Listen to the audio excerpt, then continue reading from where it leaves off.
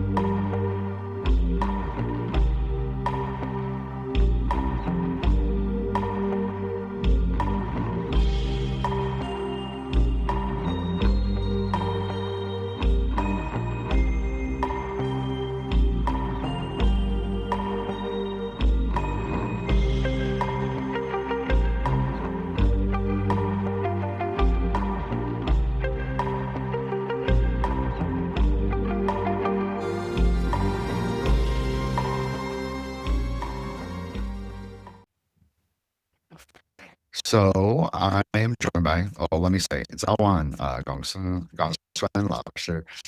So good morning to everybody, and well, it's evening for him, but thank you to Master Gongsun for coming on. This is our second conversation. Obviously, he was on Occult Rejects, which I will link in the show notes, and he has his own YouTube channel, and he is a Taoist priest, and he runs his own blog, and he has his own services. So I will include all of that also in the show notes so you can check him out. And I'm going to apologize in advance if I don't call him his proper formal name. I might slip, but I will do my best to be more formal on recording. And I'm really excited because we had a really far-ranging discussion last time, and we realized that we actually have a lot in common. Welcome, Master Gongsun, to the show.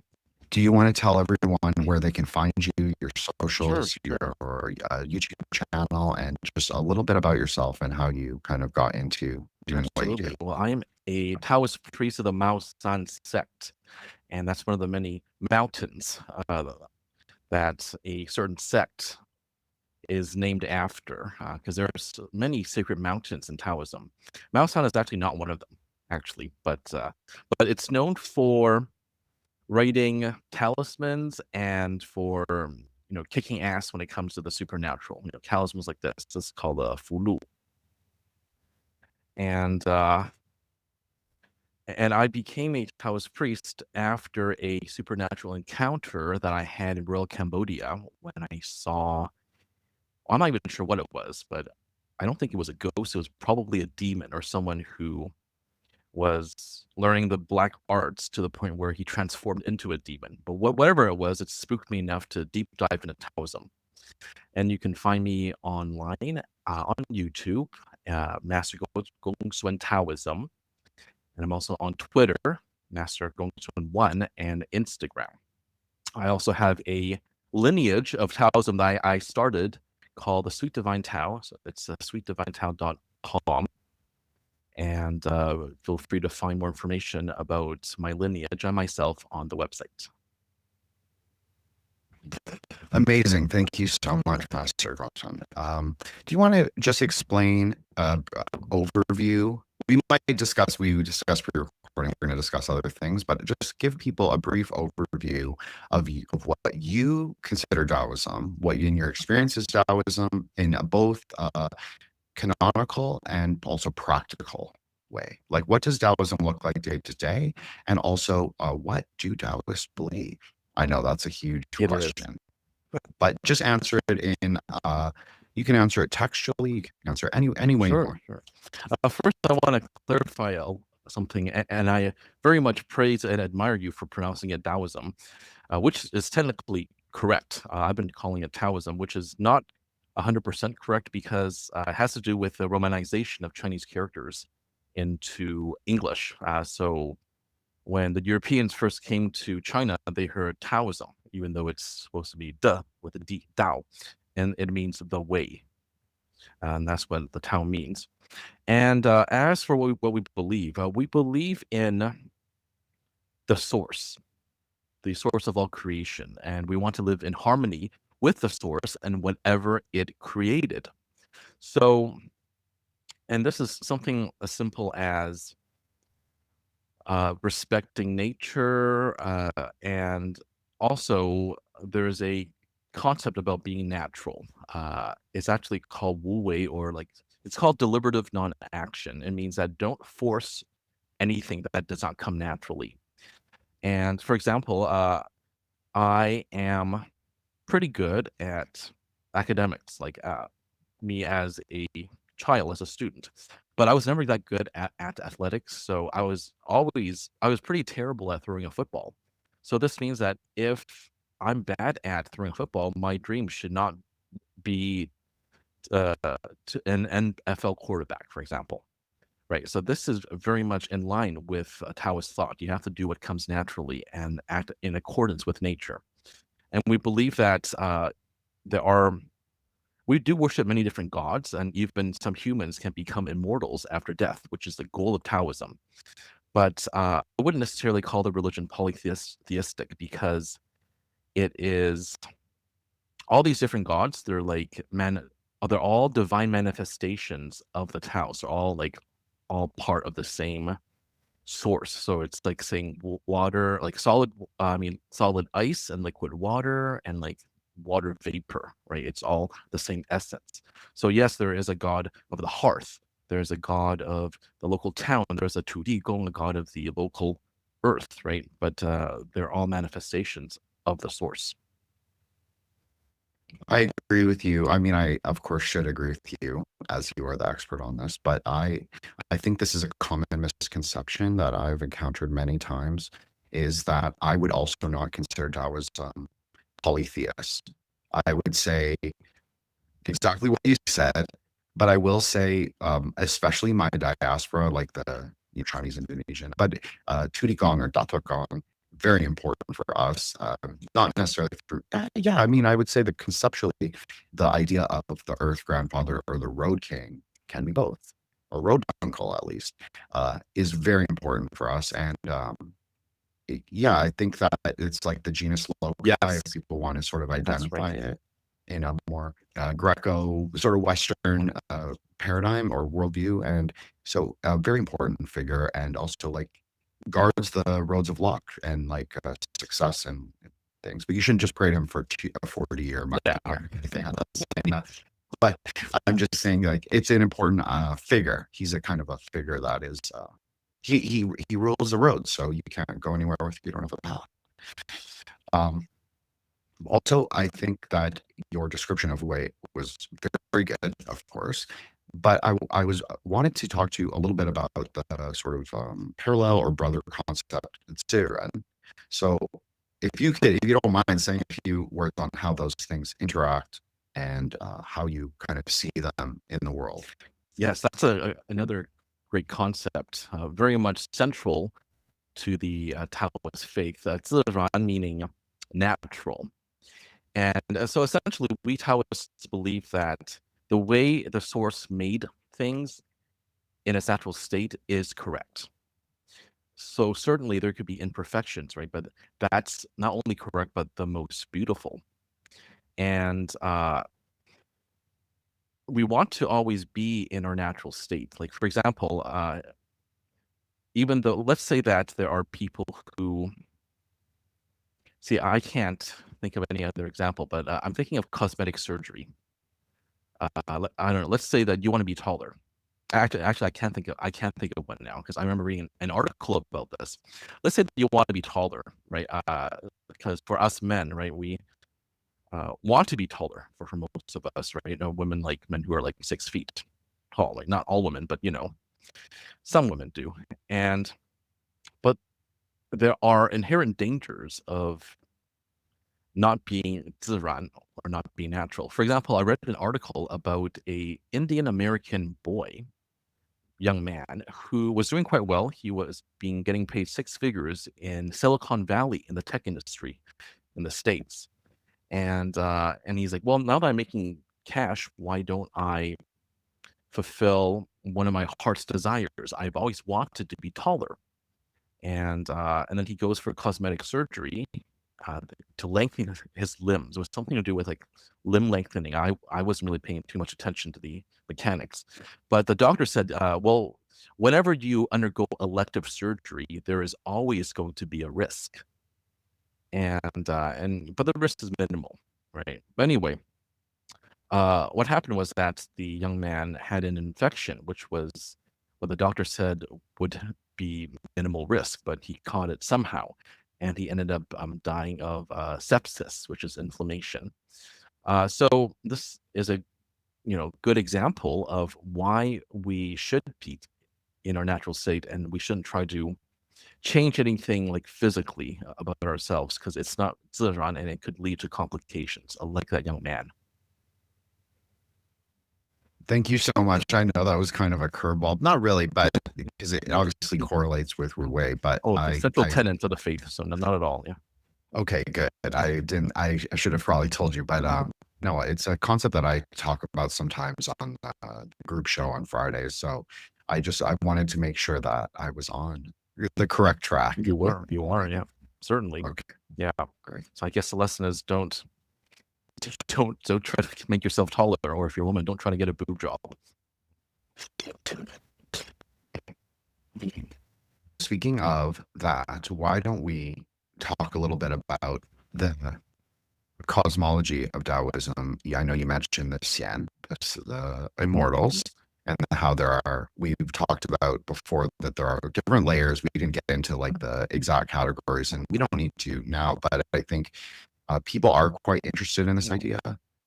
And I think that if you want to explicate a little bit like about what is an immortal, how do you quote unquote become one? I know that's a big and also complicated question. It depends on your sectarian views and different things, but just in a broad way, or specifically if you want to discuss that would be certainly really interesting, I think, for people here. Well, that's actually one of the 5 arts. There are 5 arts that have been derived from Taoism, and it's called the Wushu, or 5 arts, and one of them has to do with Xian, meaning immortal, and the character is like a man in the mountain, right? A man and then a mountain, and this means that because in the past, a lot of people would go to the mountains seeking isolation. They would retreat from civilization, retreat from the bitterness and the pettiness of court politics.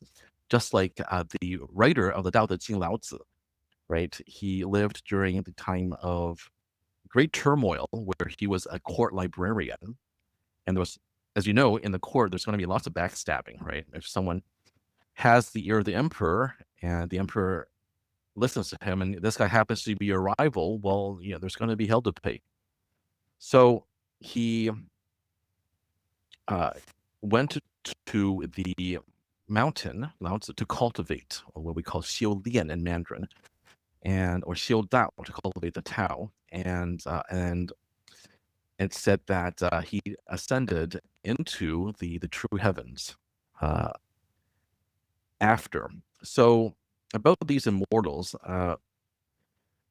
this is actually the ultimate, well, one of the goals of Taoism, the ultimate goal, especially in my lineage, is to escape from the wheel of reincarnation. And I'll get into more detail later. But one way of escaping is to become an immortal, because if you are what we call a xianren, you don't have to come back, to do it all over again, right? To undergo childhood and all the suffering and pain that is rife on Earth. So, and lots of these like minor gods were once humans who, after having displayed great virtue and compassion and having cultivated the Tao for a long time, they would receive I would say a celestial mandate, let's call it that, celestial decree, to enter the heavens and then be appointed to a certain position from what we call the Jade Emperor, Yuhuang Di, who is like the big guy, right? He's actually the head, the manifestation of the creator. But anyway, so and there's, for example, I'll give you an example of who became immortals. On the occult Regis, we mentioned Heibai Wucang, right? And Yeah, shout out to the ghost gods. I love. yeah, the ghost gods, right? Yeah, and you mentioned rigor mortis, right? And this could be a good segue into talking about movies as well, because I love the Taoist films. It really does a great job of getting the faith out there and getting people interested, because it's Taoist priests, that are like the main protagonists, the heroes of these movies, where they use the fuzhou, right? They stick it on the head of the hopping corpses, the jiangsi, right? And they wave their peachwood sword. This is not peachwood, but they wave their sword, they do some magic, and boom, everything is restored. But anyway, let me get back to the Heibai Wucang. So in that movie, rigor mortis, right? And they are the psychopomps, right? The Grim Reapers, essentially Taoist Grim Reapers. They roam the halls looking for souls to reap to take to the underworld. But a lot of people don't know this, but these two Grim Reapers, they have their own backstory. And both of them, they're from different periods in Chinese history, but they used to actually not be really good people. They used to be rascals, really, but they actually changed their tune and became good. One of them, anyway. I don't quite remember which one. And this guy was so good and displayed so much virtue and compassion that he said, well, you know what? We're going to spare you from the endless cycle of reincarnation, and you're going to be our reaper now. You're going to help us take the souls to the underworld. Of course, in the Taoist underworld, there is judgment from the many different gods of the underworld. But essentially, these immortals were once humans, and if we can train long enough, then we too can escape from the wheel of reincarnation, and we too could become immortals, just like the Grim Reapers. I'm not saying we have to be a Grim Reaper. I mean, there's so many different types of jobs out there. So we could even be someone's spirit guide, for example. So, of course, you touch on my favorite things, but I think people are very fascinated by this, and I think this is a much more, I hesitate to call anything racial knowledge because I don't believe in that concept, but I think it's proximity. I think that's maybe a better way to phrase it. But the Taoist bureaucracy is kind of unique for among religions in that, yes, we have, of course, the Jade Emperor. Shouldn't say we, but in general, the idea is that there's a Jade Emperor, and as we said, it's not quite polytheist, and many of the quote unquote deities are also formerly human.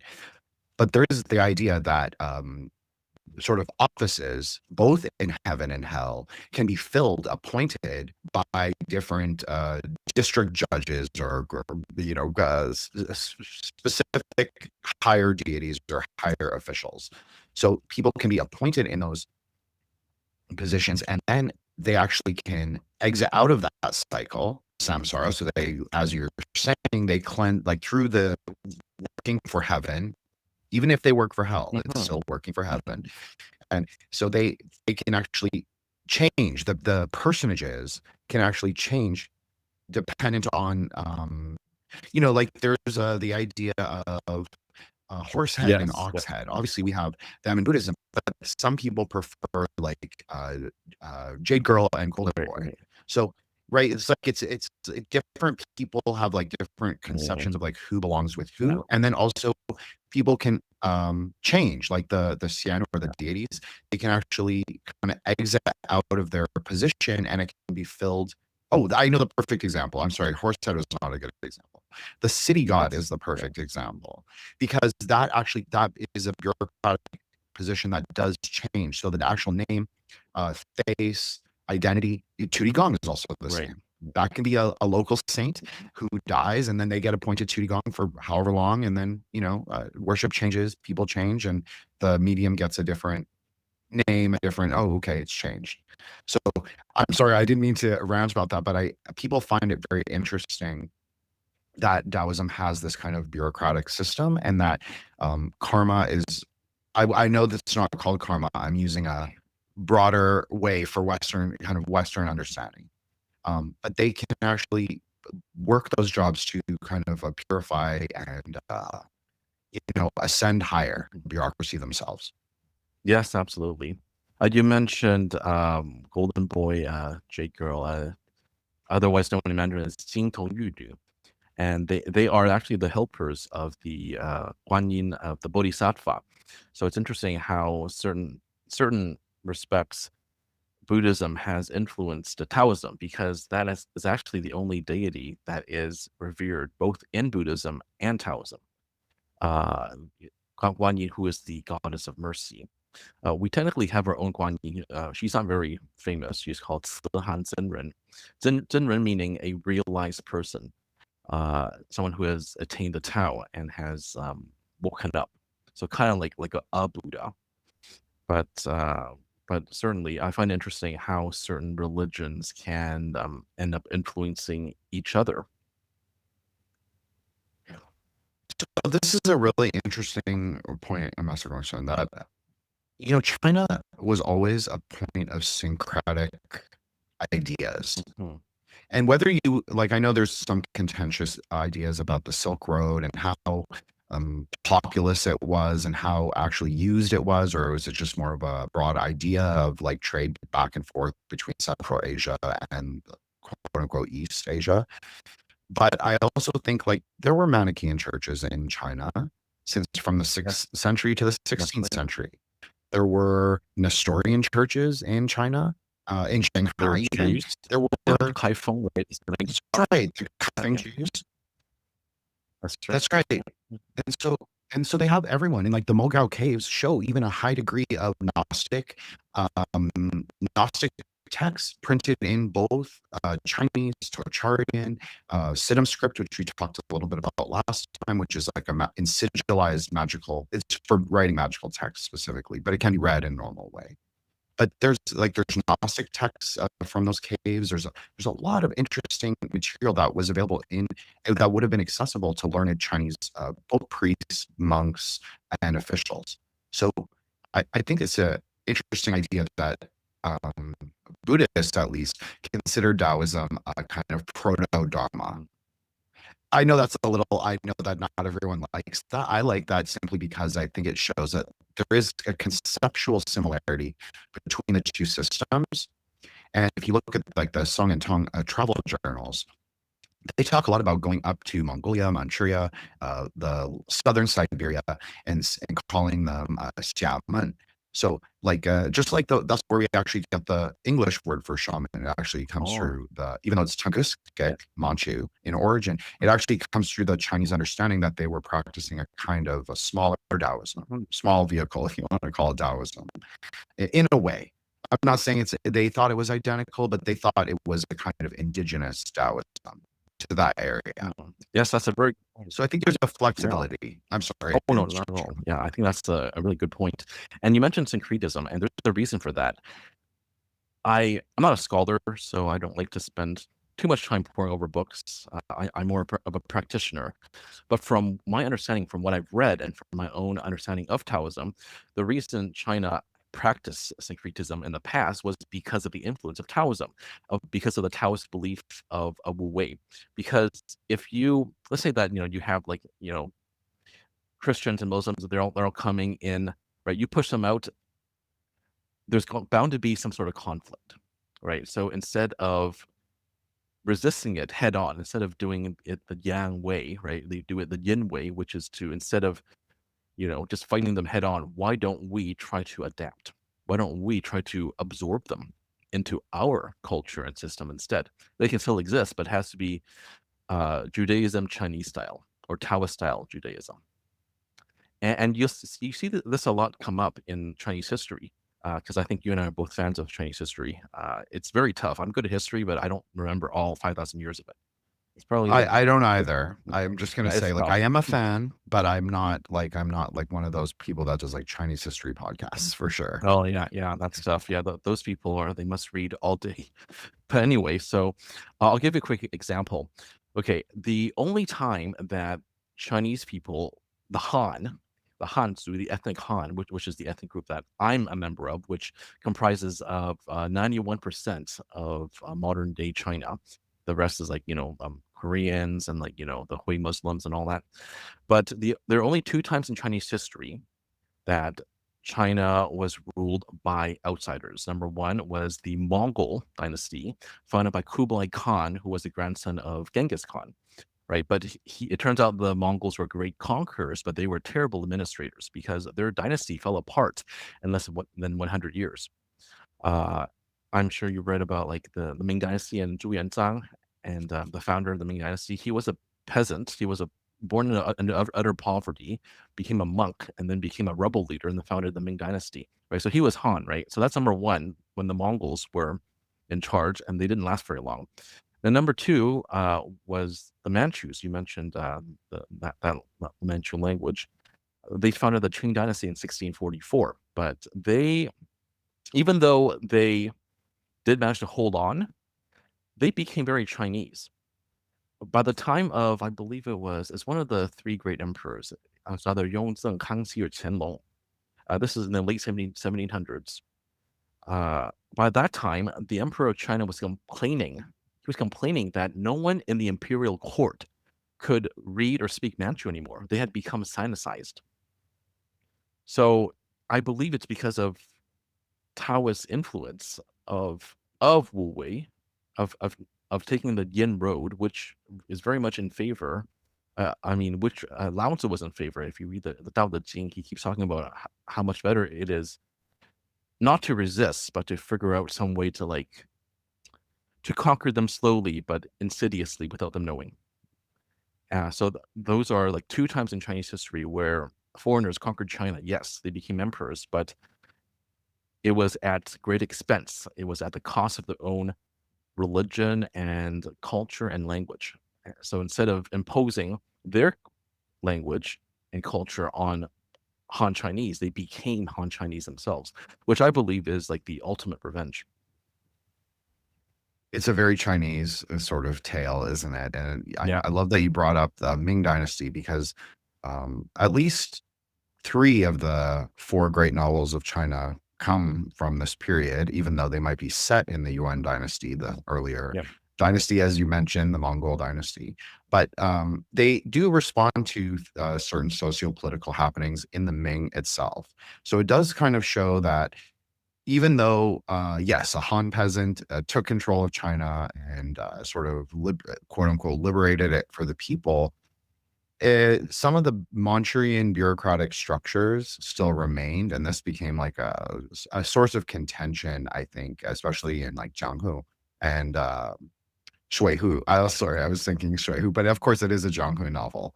But the water margin. So yes. And so because the outlaws are against the corrupt officials of the Yuan dynasty, but it is kind of written. It could also apply to the Ming dynasty as well, since the officials were highly mandarinized, meaning that they would wear like the coral beads and the everybody is probably familiar with those kind of like corpse outfits. And that's kind of also why some of those corpses are dressed like Manchu officials, because it is kind of a parody and a satire, very Wu Wei, like using humor, using the Chinese love of like kinetic visualization, like martial arts, and incorporating like practical Daoism, ghost charms, and Fulu, and all of that into a kind of mockery. I'm not saying it's like mean, but I definitely suspect that the hopping corpse vampires do definitely come out of a kind of parody, a Swiftian view of the Manchus. Yes. Yeah, they were. Well, they were seen as kind of like vampires, right? Trying to live off the energy and the hard work of the Han people, right? There was definitely ethnic tension back then, especially when it's no different from because I studied a little of the Mughal Empire in India too, right? 'Cause they were a Muslim minority ruling over a Hindu majority, right? Same as in the Qing dynasty, right? We have an ethnic. So not a religious, but an ethnic minority ruling over a Han majority. And when that happens, there's bound to be resentment. So yes, it's true. There's a reason why all the even though Jiangsi legends, goes back thousands of years, like there's a reason why you see all the Jiangsi in a Qing dynasty Mandarin court official, right? It's because of the resentment towards the Manchus. But now they blended into Chinese society at this point. I mean, if they don't tell me, like I would think they're just Han, right? But they have their own like polysyllabic last names that make them different. That's a great point. And even in the rigor mortis, Kara Hui, who's a very famous Hong Kong actress since, at least the 70s, maybe from the 60s even. But her career continues, and she is actually Manchu. So Oh, really? it's See, interesting. if you didn't tell me, I wouldn't know. That's right. I wouldn't know either. I don't know who's Almost I don't know correct. who's Manchu and who's not. It's almost like an indistinguishable ethnicity within the greater whole, Yeah. I would say. What's the intermarrying with the Han and all the mixing? That's right. Yeah. So you touched on something else that, of course, that was interesting, which was the idea of the Mughals. So you can see exactly what you're saying. Like the Mughals adopted a lot of tantric. I don't know if it was normative Hinduism, but they adopted a lot of tantric ideas, a lot of Vedic astrological texts, and they actually printed them in the Mughalized Arabic, so the Indianized kind of Persian Arabic that they were speaking. And then that got disseminated as quote unquote Arabic astrological texts. They actually originated more in Central Asia. And a lot of I'm not saying the Vedic ideas are exactly the same, but there is, I would say, in general, there's maybe a closer relationship between certain kinds of Chinese astrology and maybe more Puranic or even tantric ideas of astrology. It's much closer together rather than the Western system. That's my appraisal, but I don't know. Maybe you disagree. Oh no, I think you really hit the nail on the head there. Whenever that happens, there's going to be tension, but at the same time, there is that syncretism, right? You got to adapt essentially. I mean, and I know it sucks, when you are Han Chinese and you have to differentiate yourself, from the Manchus because of the pigtails. Right? You may have seen this. Have you seen Wang Feihong? Right. Of course. Yeah, of course. Right. Yeah. This is around the time, late 1800s, right? Around the decline of the Qing dynasty. And he has it's called like, because my father is from Hong Kong. So we speak Cantonese as well. It's called ban bin. So you need like a pigtail. And then, and that makes us different because the Manchus, men don't have to do that. Right. So, but if you didn't do it, it's actually punishable by death. So if you're a man, if you don't do the pigtails, they can kill you. So that's such a great point, and it's such an important feature of both like Wang Feihong and all his movies. There's so many of them from many generations of of Hong Kong filmmaking, particularly because he's really a Cantonese folk hero. Yeah. Not just Cantonese, but particularly seen in high regard. And he's also on some lists of the 10 Tigers of Canton. So depending on how you understand him, he's also the founder of Hung Gar Kung Fu and all of that. So a very important, I would say almost a semi-mythical figure that actually was a real person, maybe a Xian now, who knows? Yeah, maybe. Perhaps, yeah. A city god, maybe. A city god, right. Like he's from Fasan, right? Fasan, like literally the mountain of the Buddha, right? And that's right. Yeah. That's right. I Right. totally forgot about that. So Yeah. this is also an important idea. Maybe we'll shift to this. The mountain and the mountain gods. Obviously, this is the sort of axis mundi.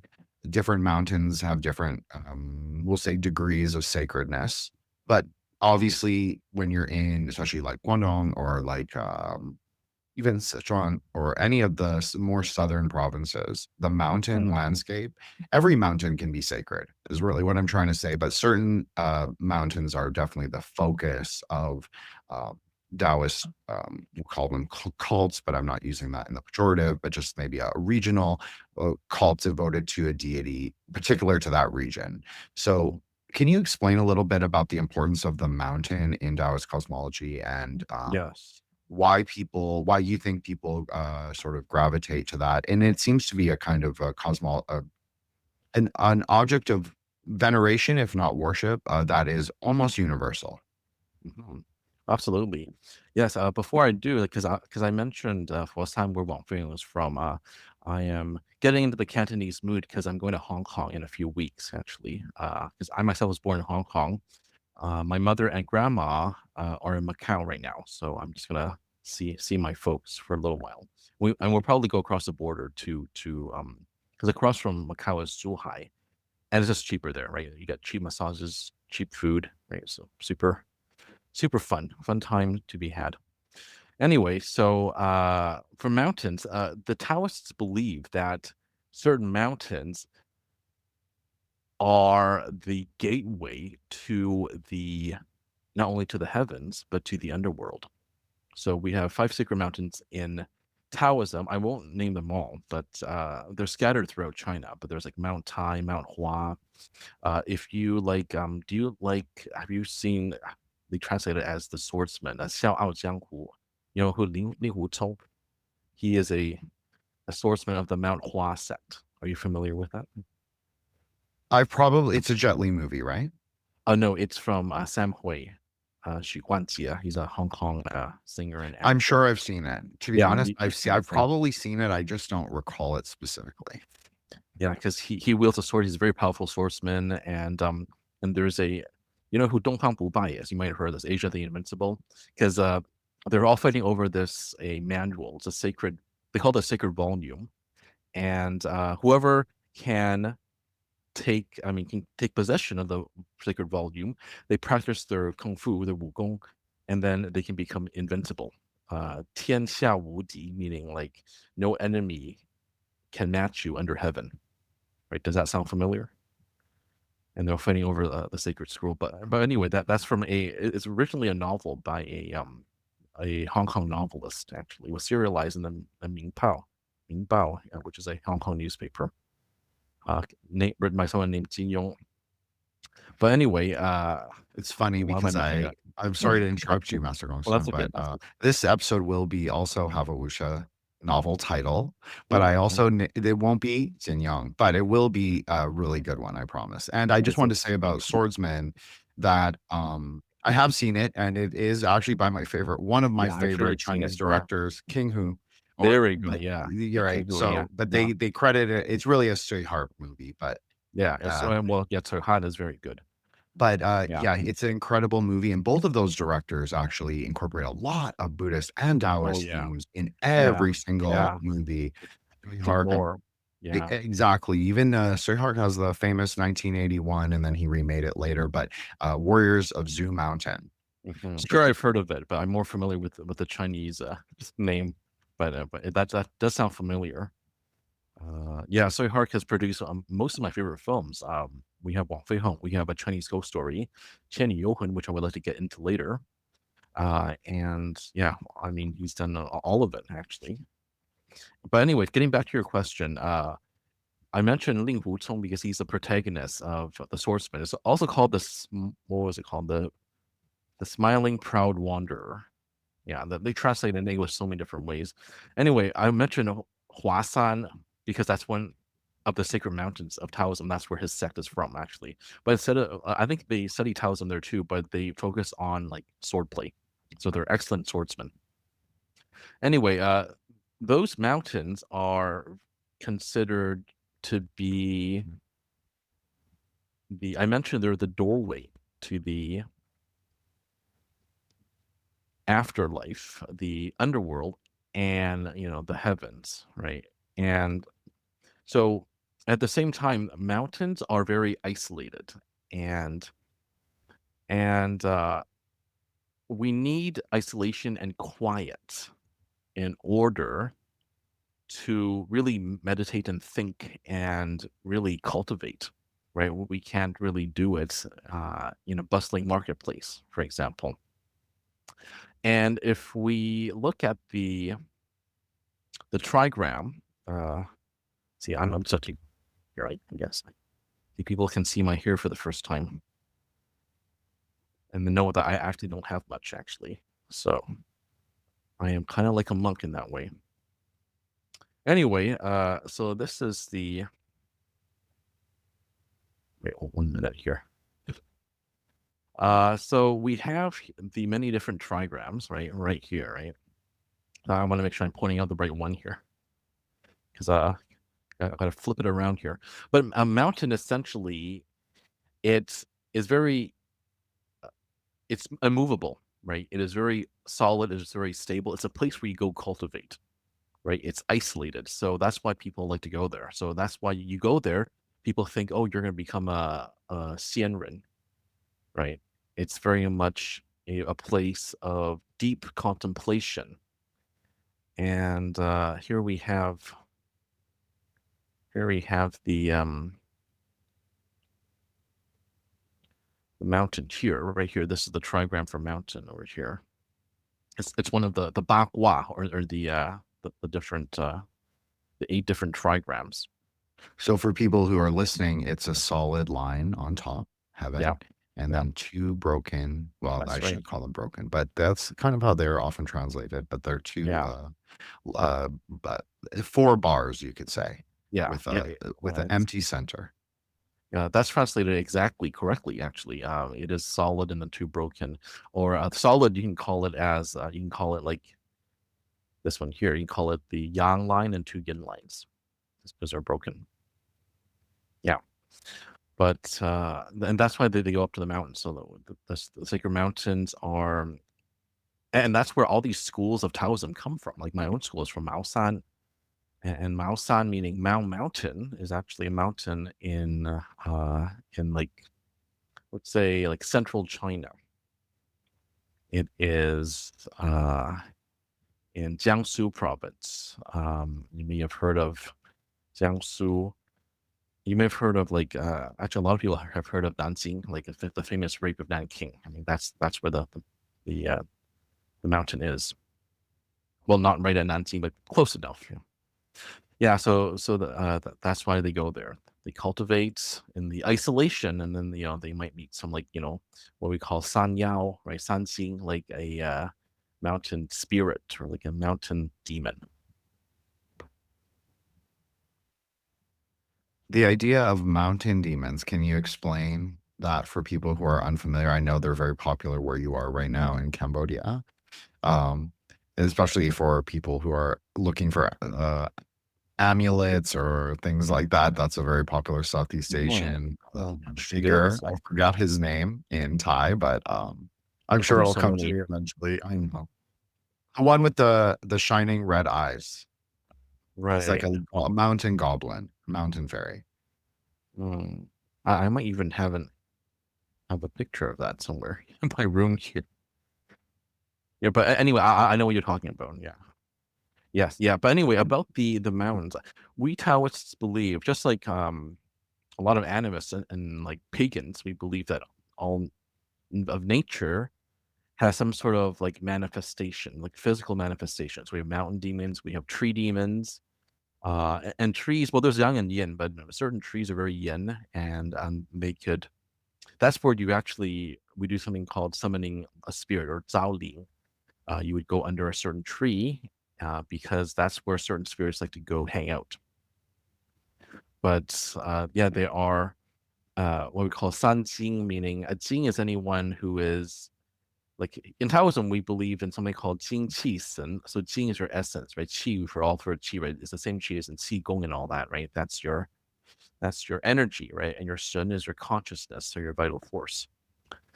And we need all of it to be ourselves, right? To function on Earth.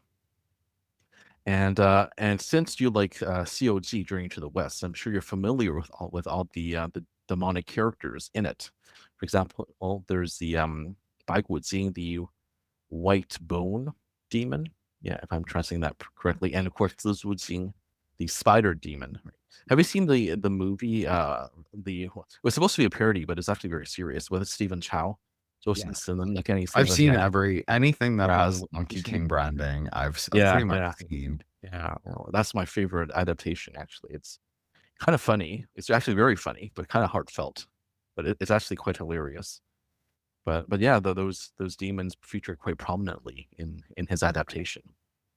It's interesting because when we read when I was in undergrad, we read Anthony Yu's translation of COZ, and the professor made sure to point out the idea of white spider demon, or the spider demon and the white bone demon, excuse me. And so, Right. because of their sort of what they wanted to do to Tang Sanzan, Yes. they wanted to steal his essence, exactly like yeah, what you were exactly. talking about. And that's Exactly. even how it's translated. And sometimes it can even be understood as sexually violating. That is one way that it can be explained. Of course, that's not 100% what's in the text, but there's an implication there, I think, Yeah. that it Yeah. can mean that, but it can also mean like eat him. That's another way, or like Yeah. eat his vital fluids. Like there are different ways to describe this, what they want to do to him, Yes, but it's generally absolutely. aggressive. Yeah, in the movies, they just say they eat the flesh of Tang Sanzai in order to be immortal, in order to live forever, be young forever. But yeah, they tone it down a bit. Yeah, but there is that subtext. Yeah. Well, so you were very into it. So you've read the you said you were undergrad. You read the one of the adaptations in translation, or is it? I've read, but I mean, okay, so when I was a kid, my dad brought back, I'm sure you're familiar with it. They don't print it anymore, but it's from Singapore. It's like they did Romance of the Three Kingdoms, and but it's a manhua. It's all in Chinese Oh, right. characters, and so but it's printed like more like woodblock kind of manga style. So he brought me back those, and so he's like, here, learn Chinese, or learn how to read Chinese, excuse me. And so basically that is how I kind of, I mean, there's no greater way, in a way, Yes. to like be exposed to Chinese writing than, Exactly. even though it's minimal. Obviously they're just doing like little speech bubbles with like little excerpts from the real text, but in a way you kind of understand the story and the characters and sort of their relationship. And because it's so widely referenced in all dialects, like the kind of like the poetry, the clever sayings, yeah, I think it's a really good way to sort of be exposed to Chinese language. So that's my experience. But Absolutely. yeah, in undergraduate I did take like many classes in East Asian studies, and I've always liked, I've always really enjoyed anything Chinese. So Well, that's a very good point. It's a great way to transmit culture from one generation to the next. We get some sort of art, be it like, manhua or comic book, movie, film, books, and songs, and then you get interested, you want to learn the language. It's no different from how Western K-pop fans want to learn Korean. They love K-pop, they love K-drama, right? And they get super into Korean cultures because the culture, especially in East Asia, sucks you right in and won't let go, right? It's very seductive, East Asian culture. The lore makes you want to know more about it. So that's a great way of learning language for sure. I didn't mean to derail us on the topic, but it's an interesting point between the two of us who've grown up in different places, as diaspora. And so, yeah, I think the language is what keeps you the most connected culturally to things and to sort of the greater cosmology, because it is so different. It is quite different than what even the most granola, barefoot, you're like Western European pagan. It's not going to look like their thing. It's going to look totally different. It's much older in the sense that it's not Reconstructionist. It is sort of lineage. It is based on canonical text, and also a temple system with different kinds of priests, Daoism, Basher, different delineations of masters of rites, and people who, do exorcisms, or traveling priests, and the different distinctions in sort of the quote unquote clergy. So yeah, I think it's an interesting point, is that, and because Hansa can be considered a magical language, of course, as we spoke about the last time, and especially in regards to Fulu and cloud language. But I also think that just generally there's a chi and energy, obviously, to And calligraphy is one of the 5 great arts, as you just Oh, mentioned.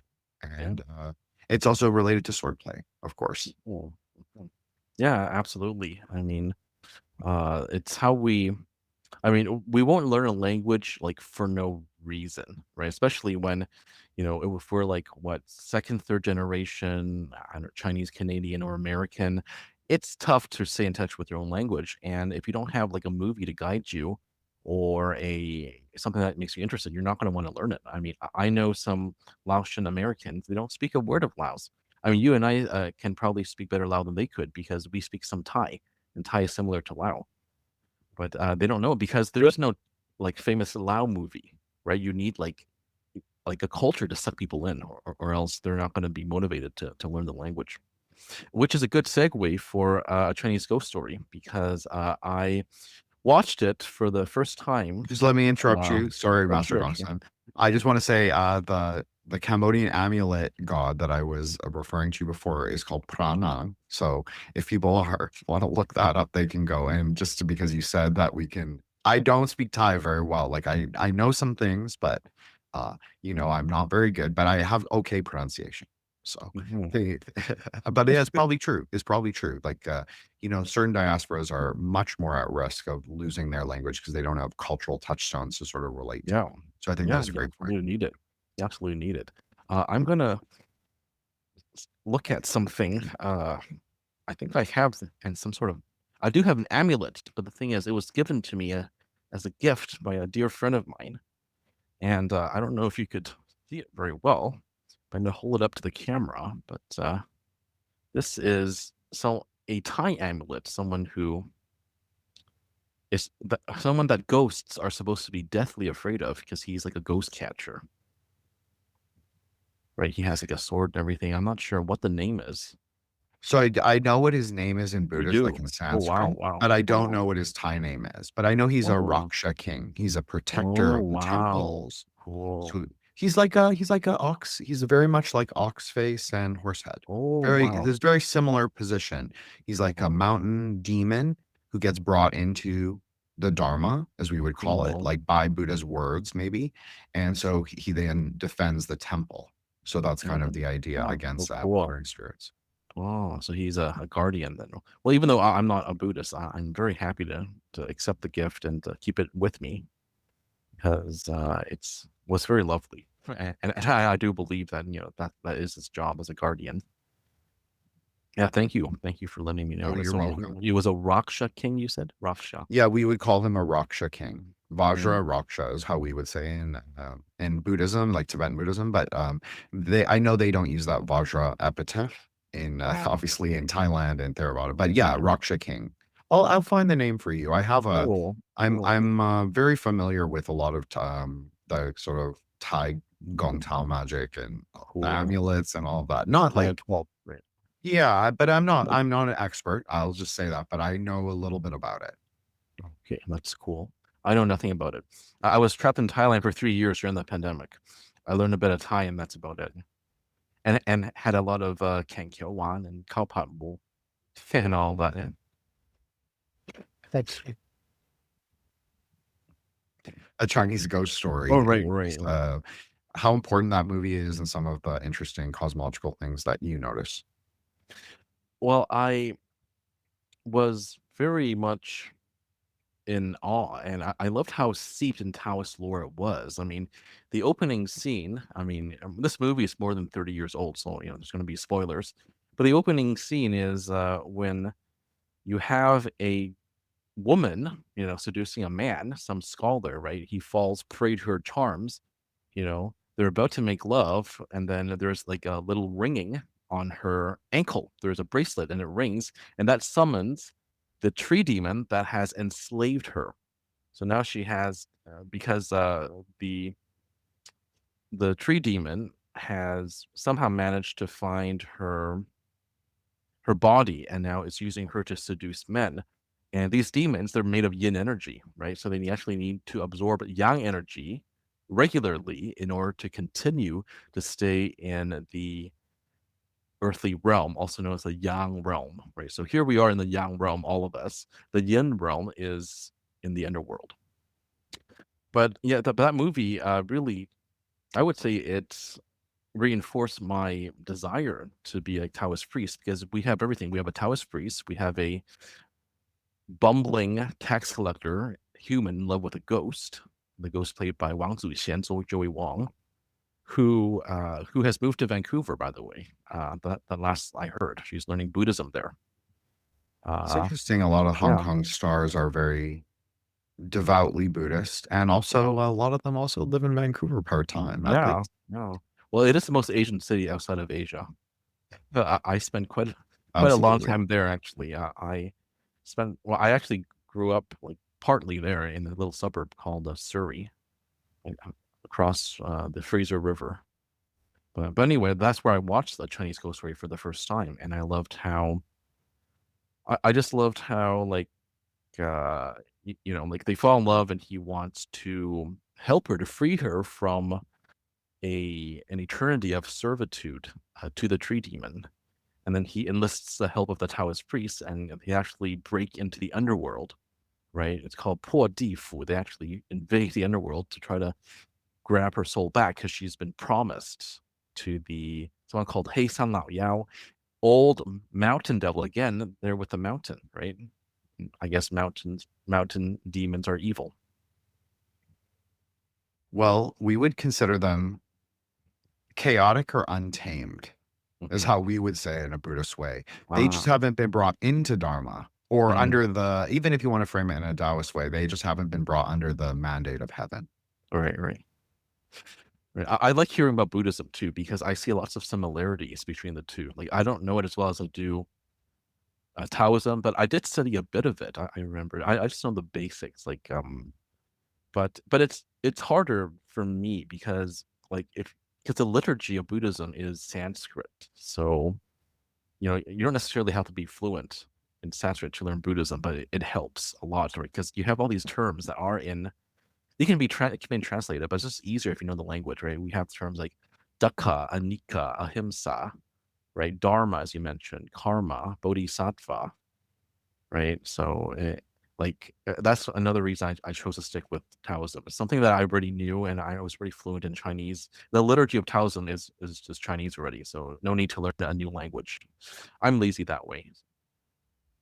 Well, there is an interesting thing that you're saying because there is such a huge body of Chinese Buddhists, specifically Chinese Buddhist works and sutras and commentaries and texts. But no, I agree with you that there is if you have a linguistic affinity for a specific system or the sort of cosmology, it'll be more accessible to you because obviously when you pray, you don't want to be inhibited by any linguistic constraints. If you're Yeah. doing free range, or if you have to recite liturgical things, you want to understand to a high degree of what you're saying. So Wow. I think that it's very pragmatic what you're saying. So I don't disagree with you at all.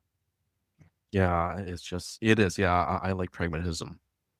So do most Taoists, right? We're kind of lazy that way too. Why do more work if you don't have to? It is against the Tao to work too hard.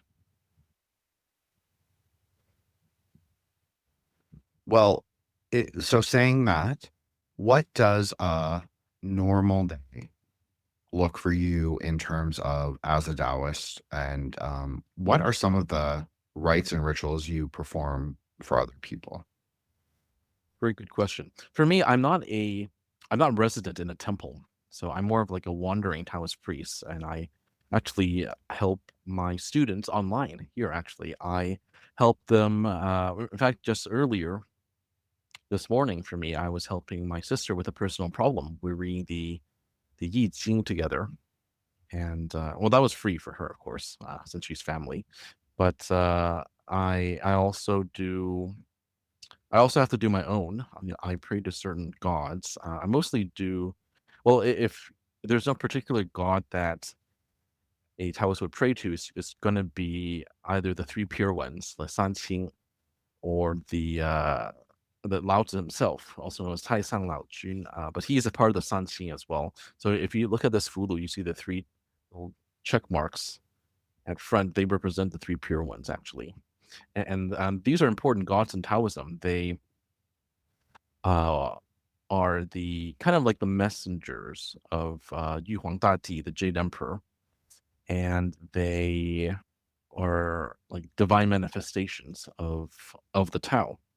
So I would pray to them. I would work on something called the Sutra of the Golden Light. I do that every day because we are all sovereign beings, sovereign divine beings, and we have our own light. Actually, it's actually inside. We call it the inner light, and this sutra is very important because it allows us to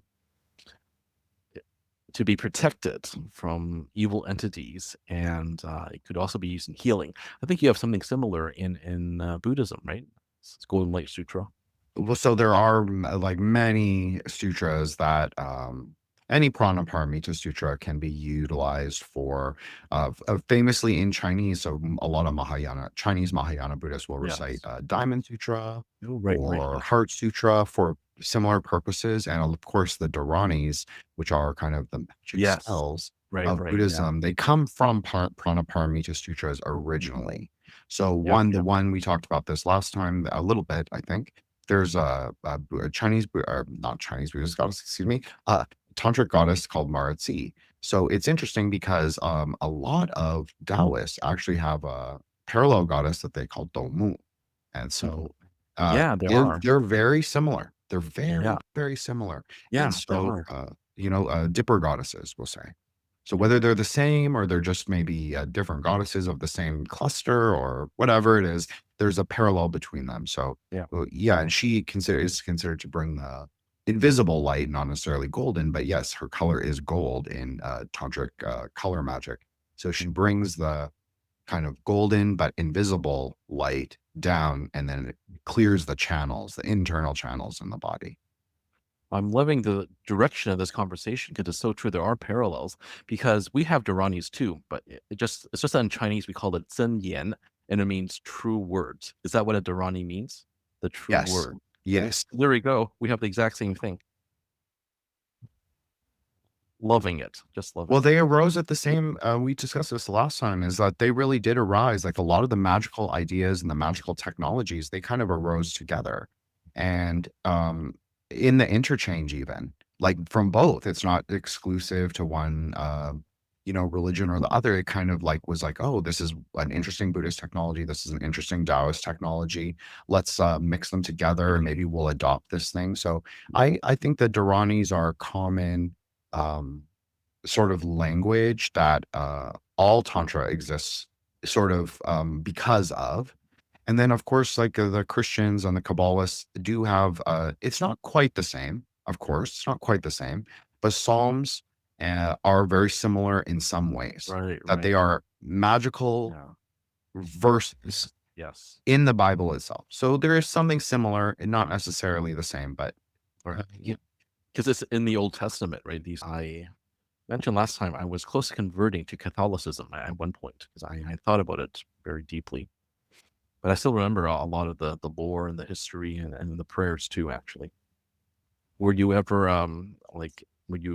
did you have any contact with the Christian church growing up, or? Yes. So I've talked about this on the show before, but my mom is very, very like French Catholic. And you and I have talked about this a little bit Yes, and yes, yeah. privately. But so very French Catholic. So I grew up in a very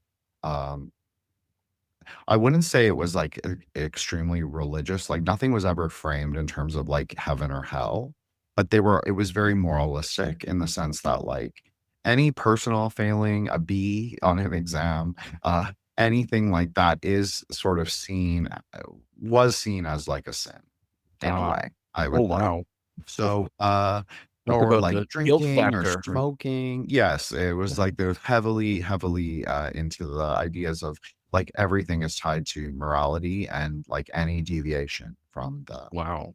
sort of the perception was a sin. But I hold nothing against the Catholic Church. I had lots of interesting, if you want to call it quote unquote spiritual experiences. Sure, of course, there's even an overlap with like what you were talking about, like how a lot of the Xian are people, and a lot of the deities are people. Yeah. Well, we have a huge pantheon. Well, Catholicism the has a huge saint. pantheon of saints, right? Yeah. That's in the what's the name of that prayer in Catholicism? The Apostles' Creed? No.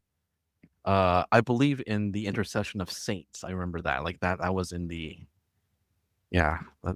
there's a huge prayer or Nicene Creed or something. Nicene Some of Creed. the creeds That's what it anyway. is. Some of the creed anyway. No, that's what it is. You're right. Well, I was thinking, is it? it's Nicene, yeah. I've been practicing so long because when I converted to Mm. Taoism, I didn't think much about Christianity anymore, but I still remember it. Yeah, there we go, right? Believe in the intercession of the saints, right? There we go. And all the churches are named after saints, such as That's right. like at hospitals too, right? We have St. That's right. Paul's and St. Mark's and St. George and on it goes. Mhm. And this is really true for Canada because obviously Canada was at one time a 70% Catholic nation. So you have a high degree of sort of this legacy Catholic influences. And no, I think there's something that makes sense about Catholicism, but I also think that it's not equipped for people who are interested in magic. It's not equipped Yeah. for people who want sort of different answers than the institution can provide. It's very much about working your way through very, you could say, decayed or maybe an infrastructure that's has not moved with modern times in terms of like people are talking about magic in a very free range way, obviously online. That's like a big part of what both you and I, our Yeah. projects are, right? So, they're ill prepared to deal with people like us kind of, and who want to read things. I'm not saying you want to read grimoires, but like when I was 14, I definitely did. And I definitely was very interested, but I was also interested in the Saint hagiographies. But, like even if you go back to Agrippa, and we talked a little bit about this on We did. Regis, Yeah. he was Catholic. So he was talking about like purification, going to church every Sunday, going to mass during the week sometimes if you're doing a planetary seal or you're doing a seal for this specific angels I'll call it withholding sex and withholding, all of that and just like bathing, spiritual bathing. I mean, he talks about all of that. So you can see, especially in Western esoterica, especially, there wasn't a sort of origin, at least in that tradition from Christianity, from Catholicism specifically. So I think it is there. I just don't think it's there much anymore. And I don't know if it's contained in the institution, but maybe that's more of a, millennial criticism of it. But I really have nothing against it. I always was fascinated by the saints. There's a lot of really interesting magical saints. Of course, Mary Oh yeah. and all her different, forms. Love her. And, Yeah. exactly. Yeah. So Yeah. there are Like you their can definitely cathedral. make, I well, was in Montreal briefly. I went to Mary Queen of the World Cathedral in Montreal. Mary, very much a big deal for sure. Like of course, the Daoism, Guan Yin Yeah. of the Pantheon, because it makes Yeah, sense, right? You need that maternal figure. You need to fill that sort of archetype. Yeah, exactly. Yeah. That's a very good point. I mean, some Christians would call this magic thing witchcraft, right? And of course, there's a very negative connotation to it, right? Because of all Salem witch trials and all that burning of the witches, right? The Puritans arriving in early colonial America. Yeah.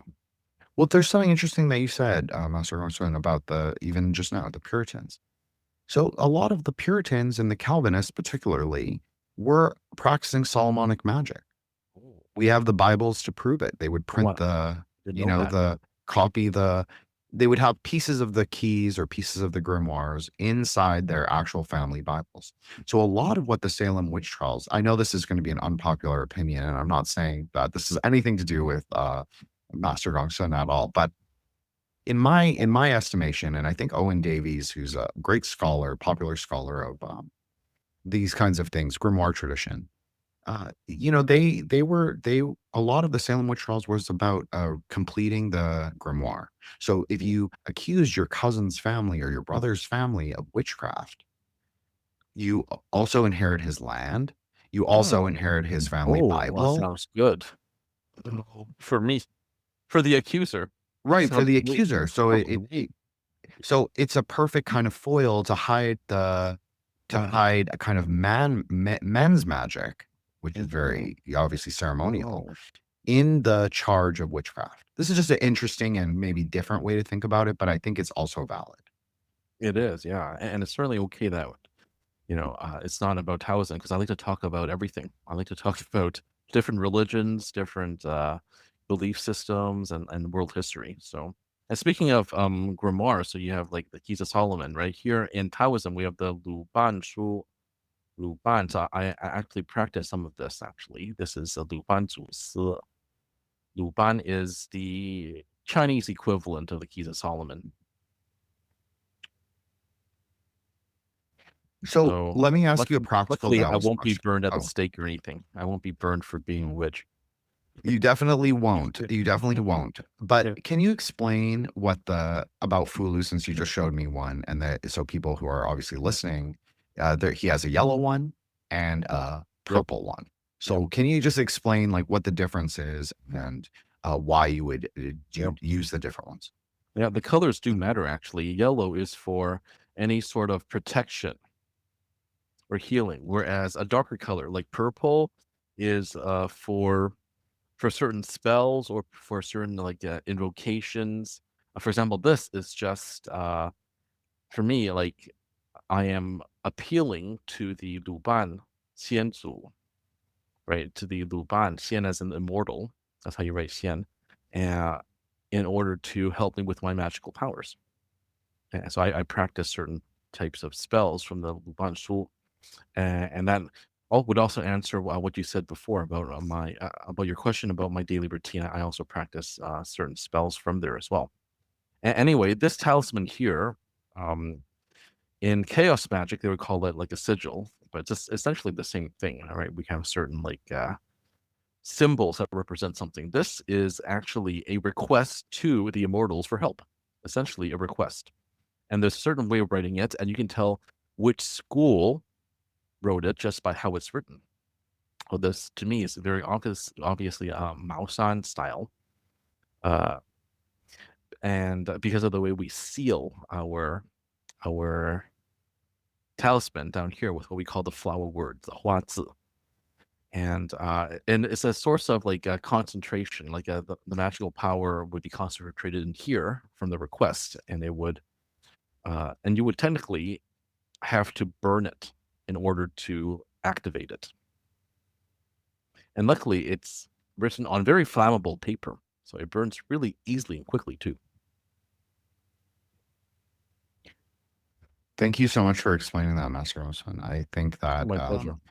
this is the thing. This is the nitty gritty, right? That people may not be aware of. That I think is interesting. That there is a difference in color magic. That this also is kind of universal. That is, it's not, maybe the meaning is not universal, but the idea of the color magic being used for different purposes and invoking different spirits is pretty universal. And I think to even go back to what you're saying about world religions, well, there's a direct parallel to like Wuxia literature from the the Calvinist pilgrim example I gave, because as you said, like a lot of the Jinyang novels have to do with this exact thing, where there's about like some evil sect. Usually it's the Manichaeans, not always, Usually. not always, but usually, or the Hui Muslims sometimes. Depends. Yeah, It depends on the novel. But yeah, they always get a hold of an evil magical manuscript or an evil sword text, and yeah, some wandering hero has the lost page or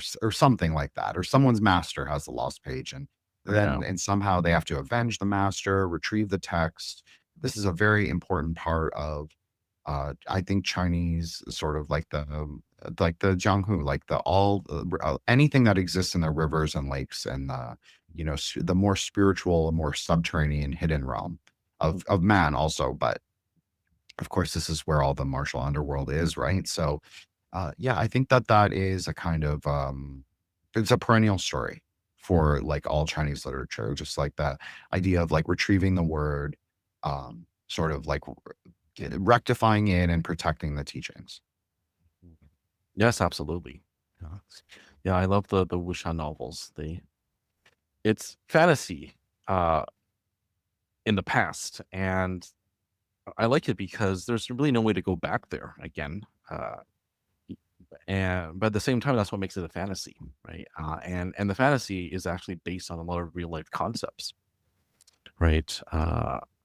Have you seen the Legend of the Condor Heroes? Have you read that? Or Yes, you that's never my read? favorite. I know Oh, that's the oh, yeah, normie Jin Young novel. Like yeah, that's the yeah, one that everyone because they've translated yeah, it, right? So yeah. everybody's read that one who's interested, but it's a great film as well.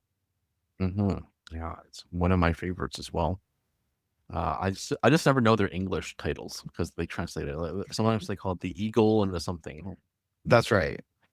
Well, it's like I'm trying to think of the Chinese name, but Dragon Tiger Gate. Do you know that manhwa? Oh, the 龙门客栈. You're talking about that Yes, 客栈. exactly. So in Oh, the 80s, they used to translate that as Oriental Heroes.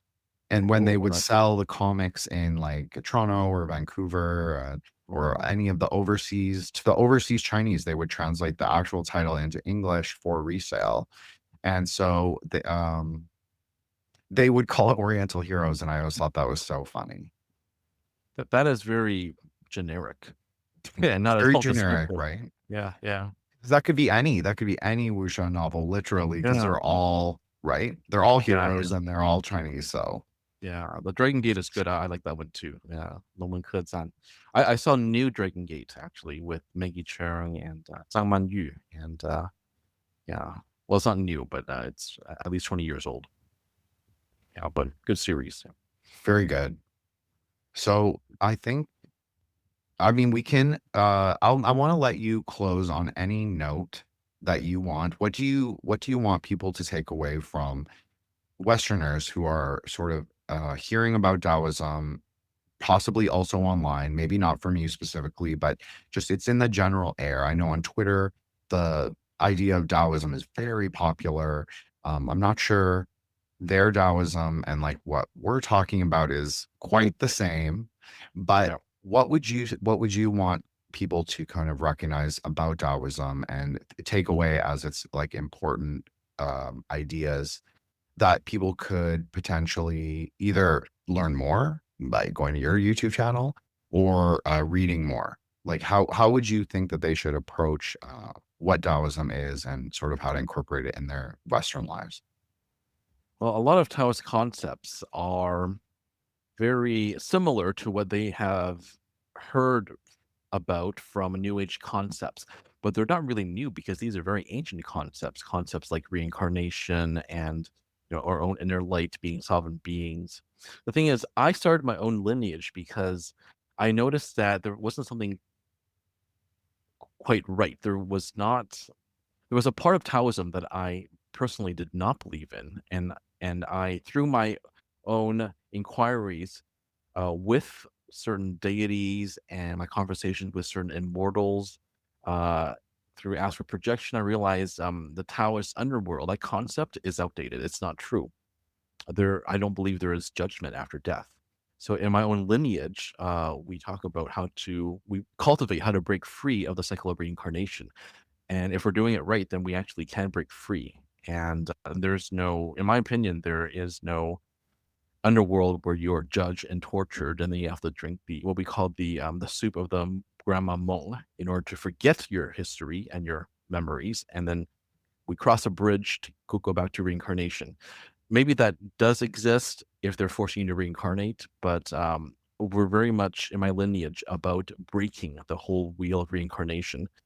Uh, we want to go where the Buddha has gone, Prince Siddhartha Gautama of the Sakyamuni tribe, right? That is my goal of my lineage.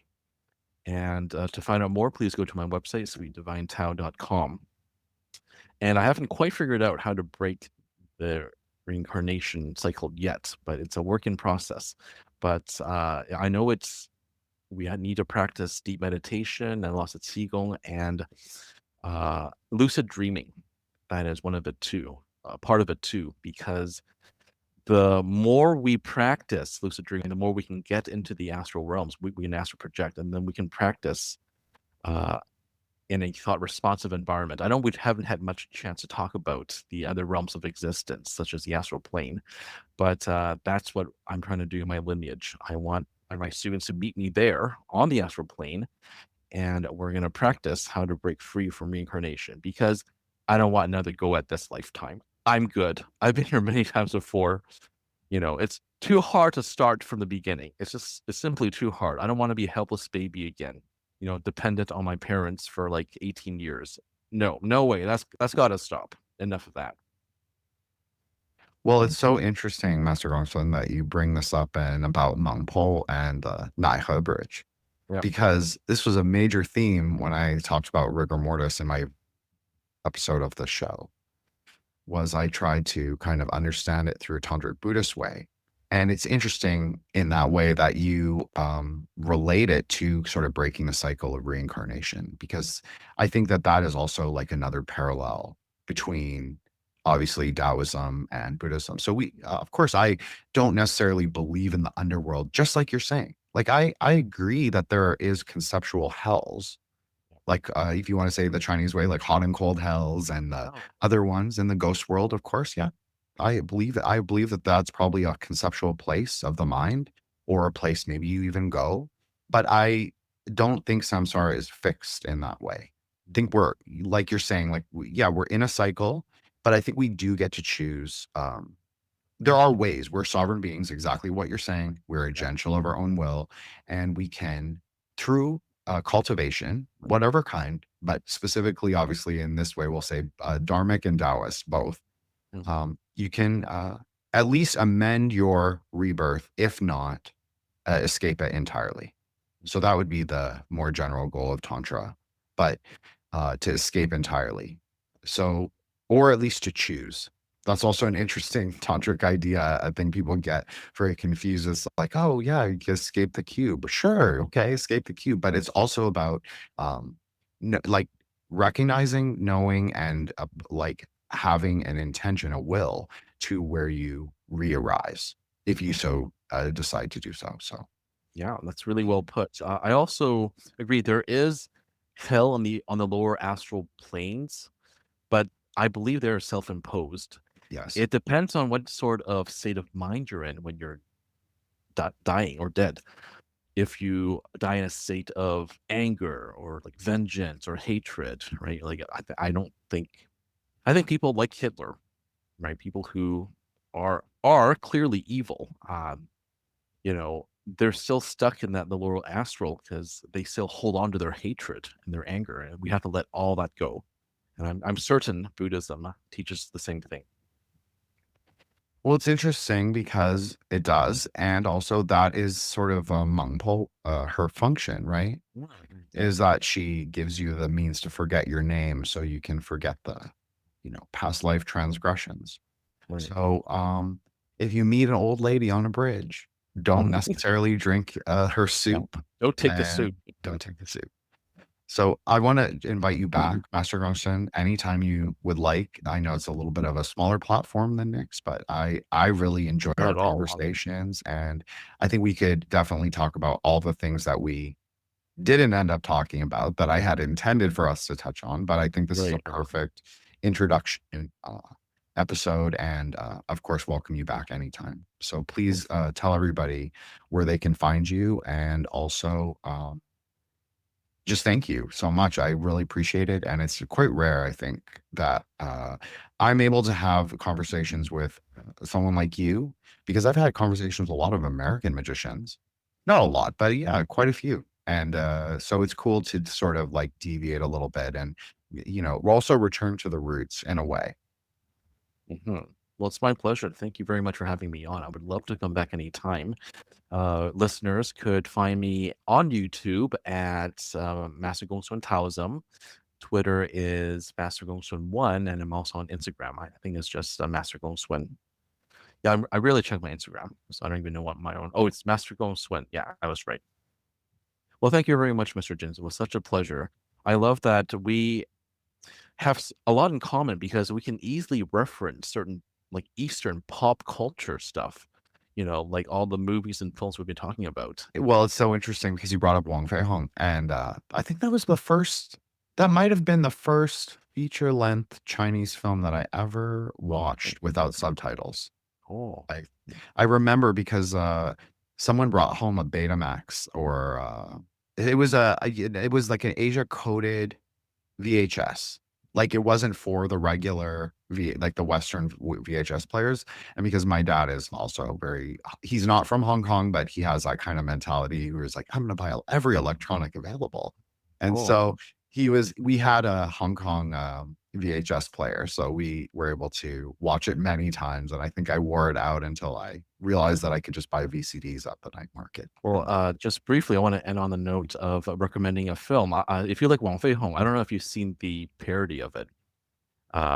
There is a parody where well, it's like half parody and half like serious, but it's called The Rooster Fights the Centipede. I don't know if you've seen that one, but the parody is when Wang Fei Hong, the landlord raises the rent on his studio, right? His Marshall studio, so he has to move, and he's like, "Oh, okay. Well, now we found a place where it's like the rent is super cheap." Turns out the landlord next door is a pimp. He's running a brothel next door, and the pimp wants to be a student, right? And it's Wang Fei Hong being such a gentleman, right? In Mandarin, we call it 正人君子, right? He is a gentleman. Yeah, he does not want anything to do with the brothel, right? But I don't know if you've seen it or heard of it, but I can send you the link after. Yeah, I mean, I have seen it, but it's Oh, you have? my memory is already? fuzzy. But I will say the idea of the brothel, it comes up so often. It comes up so often especially in like that kind of Hong Kong cinema. And obviously Journey to the West, like Pigsy he's like a minor god of the brothel. Yeah. So Yeah. In Hong Kong films, whenever they reference brothels, when they are what we call worshiping, right?